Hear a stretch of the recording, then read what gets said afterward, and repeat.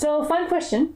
What are the things you wished a new post supervisor or an artist on your visual effects team knew? I would say just kind of like try not to just jump in and just trying to make the change immediately, and take a little time to observe your environments and also your fellow artists, and just kind of like, because each team and each production has a unique characteristics, and just embrace it. I think anyone coming into my role or my position, they need to have a really strong understanding of filmmaking and the traditional aspects of art. Right now, we are surrounded with technology and the ease of, with the internet, ability to learn how to use a program.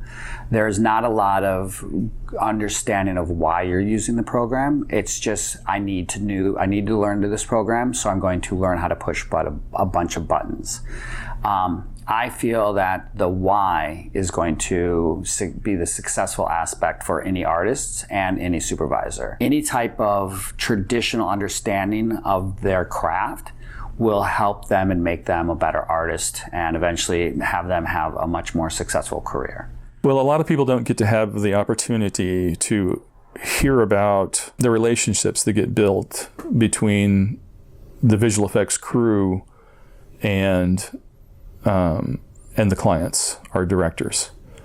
It'd be great if they did. It'd be really great if everyone could have sort of an inside view of those initial meetings and really understand how the relationship they now represent with the client and the studio came about and how it works. I think a lot of people get very frustrated with last-minute decisions and changes that coming from the client, and the fact is that's just always part of the deal.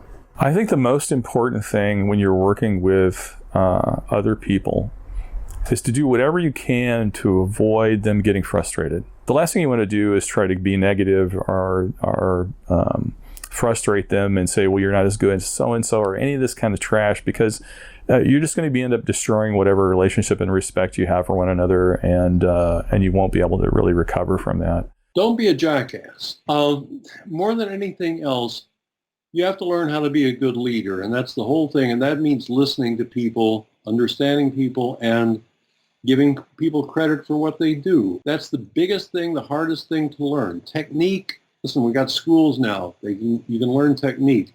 But if you do not know how to respect and listen to your team and everyone else, you're going to be stuck with only what you know, and you're never going to know enough. As you've heard it from our experts, in summary, as a visual effects supervisor, you have to be positive and maintain respect with your team. Do whatever you can to avoid frustrating other people. Take some time to observe your environment and the people you work with, adapt accordingly. Learn how to be a good listener and give people credit for what they do. Understand how to solve problems and maintain a good work ethic.